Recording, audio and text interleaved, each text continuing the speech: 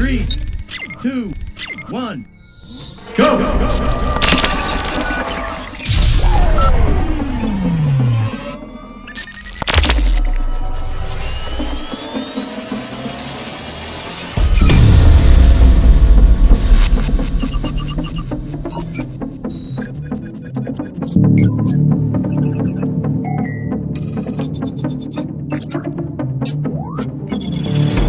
Sega Rally Championship. Salut les flippés, content de vous revoir. Enfin, quand je dis flippé, je vais plutôt dire rescaber. Et ouais.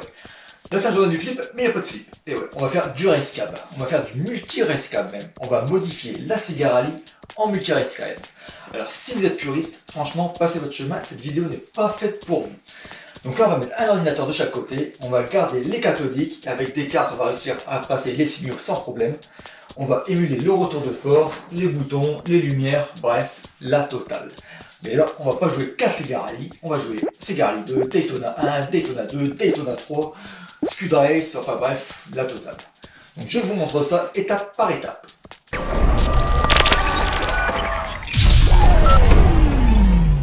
Tout d'abord, je voudrais remercier les personnes sans qui ce projet n'aurait pas pu voir le jour. Je veux parler de Tibal, NJZ3 et Bandicoot du forum Game Mover. Donc pour ce projet, nous aurons besoin d'une borne racing soit modèle 2, soit modèle 3. Même modèle 1 s'il faut. Notre Sega Rally est une modèle 2.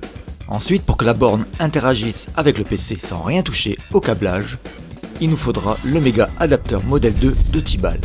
Et pour que l'image envoyée au PC soit à la bonne fréquence pour nos bons vieux cathodiques de 30 ans, il nous faudra le vidéo amp de nos amis Bandicoot et NJZ3. Mais pour faire interagir tout ce beau monde, nous allons utiliser le formidable logiciel BFF Back Force Feeder de notre cher NJZ3.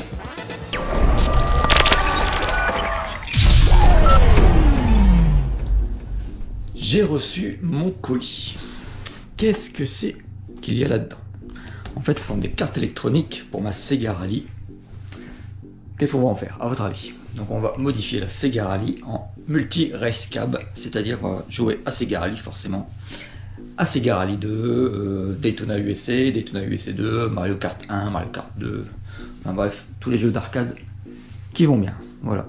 Donc faut que je vérifie mon petit colis, à savoir que toutes ces cartes ont été créées par Tibal sur Game Over. Franchement ça va être une tuerie. Bon, faut tout mettre en place maintenant. Quelques tutos à suivre, enfin quelques conseils à demander plutôt. C'est parti. Donc voilà, j'ai ouvert le colis. Donc on retrouve les cartes, donc les deux cartes, parce que forcément il faut deux cartes car il y a deux sièges, n'est-ce pas? Deux écrans, deux systèmes. Donc il faut un système par écran. Bref. Donc là on est sur le modèle 2, vous voyez, car c'est une Sega modèle 2, la Sega Rally. À savoir que les jeux modèle 3 vont fonctionner aussi, bien sûr. C'est vraiment juste pour adapter l'ordinateur à la borne. Voilà. Donc là, on a tous des pins un peu partout. Et tous les pins du Sega Rally vont venir se connecter ici. Voilà. Et après, on pourra brancher en réseau les deux cartes pour pouvoir jouer avec les deux sièges, avec les deux côtés. Voilà. C'est plutôt bien foutu. Merci Tibal d'avoir fait tout ça. Là, franchement, c'est top. J'ai reçu un petit paquet. Qu'est-ce donc? Et ben voilà, les disques durs pour la Sega Rally. Donc pour le cabinet 1 et le cabinet 2, joueur 1, joueur 2. Normalement tout est paramétré, mais je vais devoir aussi faire quelques paramétrages rapport à mes boutons. Et voilà quoi.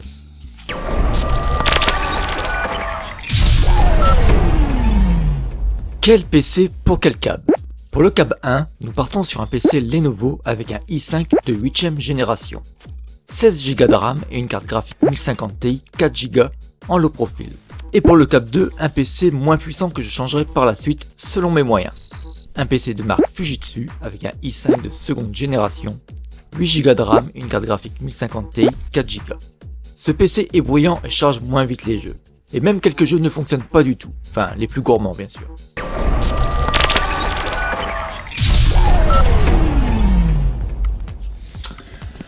Bon, ça fonctionne. Là, je vais remettre de l'ordre, mettre proprement. Bon, je nettoierai plus tard la Sega Rally. Pour l'instant, on est sur la fonctionnalité. Donc là, je vais tout remettre comme il faut et je vous montrerai un peu les essais. ça fonctionne plutôt bien. Et voilà, tout est câblé. Pour le câble 2, pour que ce soit bien aéré, j'ai démonté le PC Fujitsu pour ne laisser que alimentation, carte mère et carte graphique. Sur celui-ci est relié le méga adapteur via le câble USB bleu. N'oublions pas de lui brancher le câble RCA pour récupérer le son du PC. Car comme dirait Véronique, sans son, c'est un peu moins bien. Bref, je lui ai surtout broché les câbles du stack d'origine. Sauf le câble de la vidéo que j'ai mis sur le vidéo amp. Lui-même alimenté par le câble USB blanc. Le vidéo amp est connecté en VGA à la carte graphique via un adaptateur HDMI VGA. Celui-ci a été modifié. Bon, j'ai pas tout compris, mais c'est rapport aux fréquences.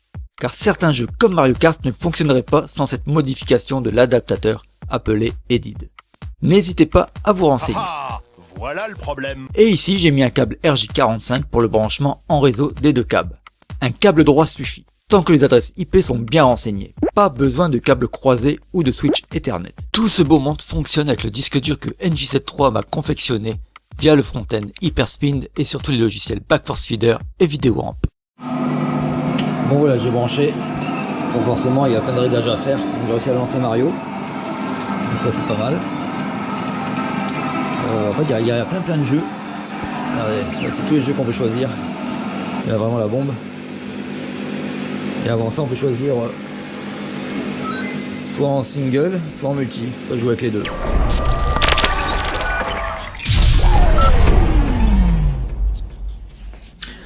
Bon, on va faire un test. On va laisser le stack dans le côté gauche, donc le jeu original dans le côté gauche. Et dans le côté droit, on va mettre l'émulateur. On va faire tourner les deux jeux en même temps pour voir à peu près la qualité du jeu. Voilà, pour voir s'il y a une grosse différence ou pas. Bon, voilà. Donc à droite, on a le PC et à gauche, on a le stack d'origine.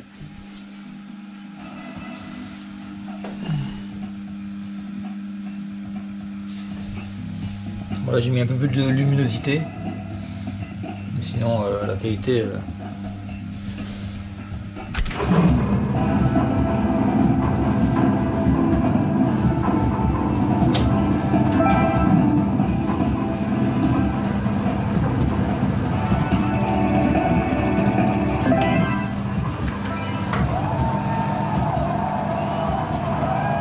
Three, two, one, go!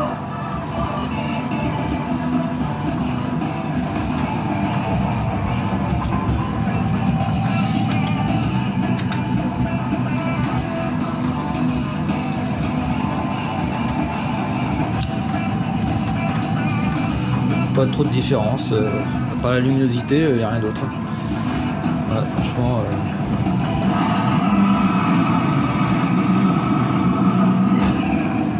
parfait.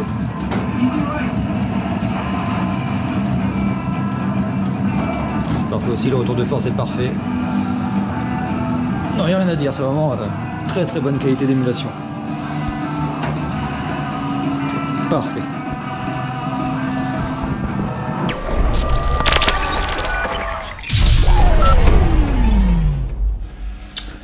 Donc là on va retirer les capots, les deux capots. Voilà. Donc là on est sur un écran Nanao modèle MSD 29S, donc c'est un 29 pouces. Voilà, donc ici on a les potards pour régler. Mais il y a une sorte de télécommande filaire qui est ici. Voilà, donc ça je suis un peu plus loin pour tester. Et voilà, donc je voudrais bien voir les potards pour voir si on peut pas régler un petit peu pas la luminosité mais la netteté. Ouais, ça serait pas mal. Un petit peu plus de netteté, ça serait bien. Par contre, il est très très sale. Voilà, je vais voir ce que je peux faire. Ça y est, image réglée, c'est pas facile mais c'est fait.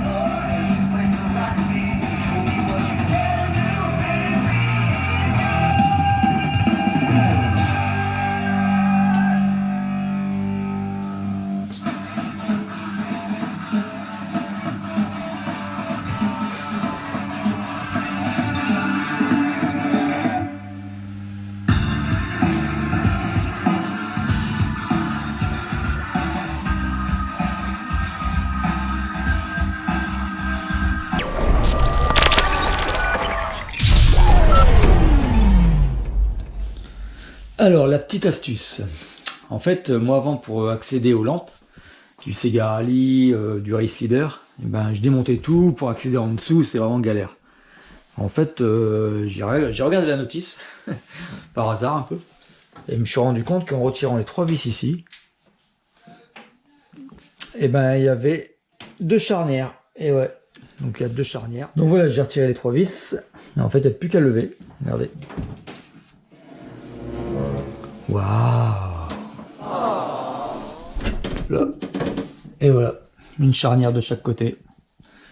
Et on a accès à tout. Voilà. Donc moi le Sega Rally il disjonctait à un moment, à peine branché disjoncté. Donc en fait ici vous avez une sorte d'anti-parasite qui se met souvent en court-circuit, donc ça faut le virer, vous le coupez, vous cassez pas la tête là.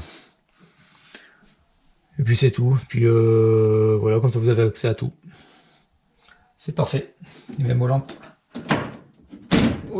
du Race Leader qui sont ici. Bon là il en manque une mais bon, c'est pas très grave. Par là j'en ai mis 2 aussi. Ça sert à rien d'en mettre 50, hein. 2 il y en a largement assez. Il faudrait que je passe en LED tout ça par la suite, on verra. Voilà, tout simplement. Et après on referme. Hop là. Hop là. Il n'y a plus que les vis à remettre.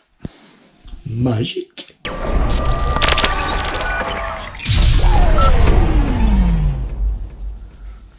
Bon, on va tout ranger pour avoir un accès plus simple au Sega Rally. Donc lui on va le mettre là-bas. Et on va travailler sur celui-ci. Donc on va retirer le topper. Puis on va travailler dessus. Parce que là j'ai pas de place. C'est parti. Bon voilà, j'ai tout retiré. Ma femme m'a aidé pour retirer le topper. Parce que franchement, il est très très lourd. Donc là il est positionné en dessous des flips. La Sega Rally elle est ici. Enfin une partie. Donc là on va pouvoir démonter toutes les cartes.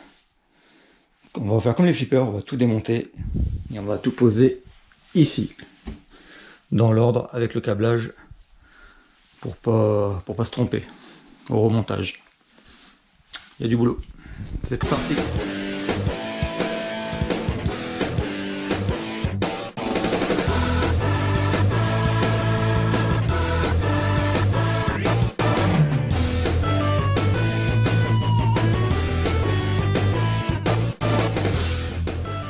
Bon là on va démonter la cache box, on va démonter tout l'arrière et tout décabler.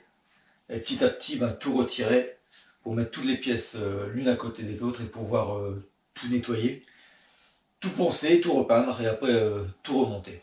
Mais il faudra même faire des nouveaux stickers, donc ça va prendre un petit peu de temps.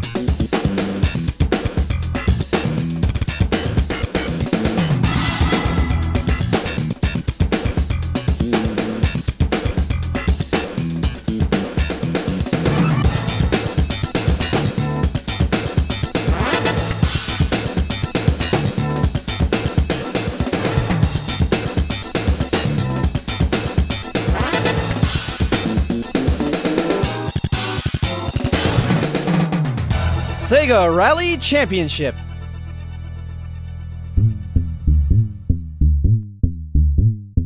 N'oublions pas ce qui permet de bouger facilement cette monstrueuse borne. Et oui, les roues, plein de saletés, cheveux, etc.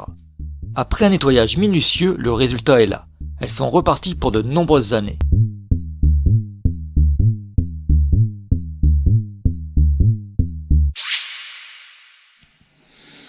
Alors là, je suis pas content. Qui a osé mettre un chewing-gum ici? C'est pas possible ça. Je vais récupérer l'ADN et je vais retrouver cette personne. C'est inadmissible. C'est bon, j'ai réussi à l'avoir. Bon. Encore un petit goût de fraise. Bon voilà, c'est décablé. Il y a quand même pas mal. Hein. Enfin, il y a moins qu'un flip, mais il y a pas mal quand même. On va mettre ça par là. Voilà. Moi j'ai pris un max de photos pour pas me tromper. Comme ça je suis tranquille. Parce que là, la mémoire a ses limites. Hein. On met un peu partout. Donc là je vais enlever encore la lime 12 volts et le bois je vais le virer. Je vais en faire des... Enfin, avant que celui-là il a l'air pas mauvais, je vais le nettoyer, je vais voir si j'arrive à le récupérer. Celui-là il a pris la flotte, je sais pas trop pourquoi. Je vais le changer, je vais en mettre un tout neuf. Aux bonnes mesures, tout ça. Et faire quelque chose de propre. Tout nettoyer ça, on la crasse de fou. Hein, les ventilateurs ils ont tourné. Elle a vraiment dû tourner cette borne, hein. Franchement. Moi quand je vois les cathodiques, il y en a... c'est celui-là qui est un petit peu marqué. Donc à mon avis c'est pour ça que ça... qu'elle a bien tourné. Bon voilà, j'ai aspiré. J'avais filmé, mais bon, on va voir aspirer, c'est pas terrible. Donc voilà, tout y est plus propre. Donc maintenant, je vais essayer de retirer la plaque là. Comme la rouille a fait son travail, je peux plus retirer les vis. Donc je vais les couper au Dremel pour retirer la planche de bois. Alors là, âme sensible, s'abstenir. Donc là, c'est un peu rouillé. Mais là, sous la plaque de bois, c'est un carnage.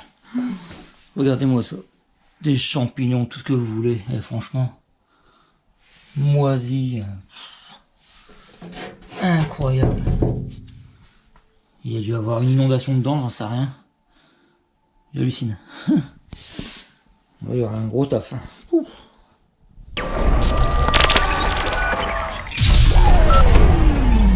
Et oui, va y avoir du taf. Donc on va commencer par la caisse, on ponce et on peint. Let's go.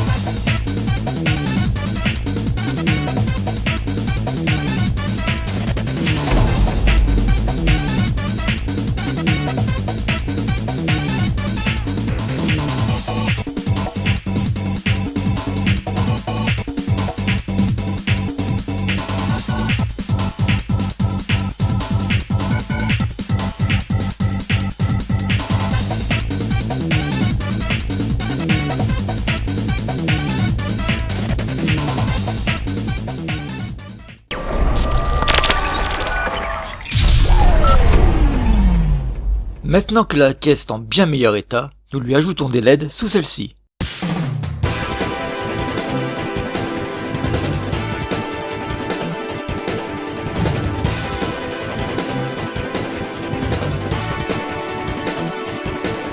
Là j'ai fait divers trous pour le passage des câbles d'alimentation. Les câbles ne se voient pas trop, ça fait très propre.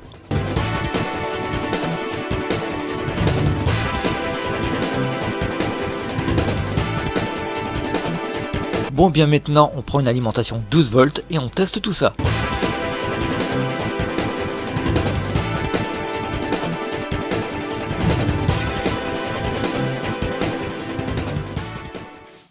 Et bien voilà, cette partie est terminée. Rendez-vous pour la seconde partie où nous continuerons la restauration du Sega Rally. Et où j'ai fait une boulette, ce qui a dû me faire prendre une grosse décision. Allez, à ciao les amis.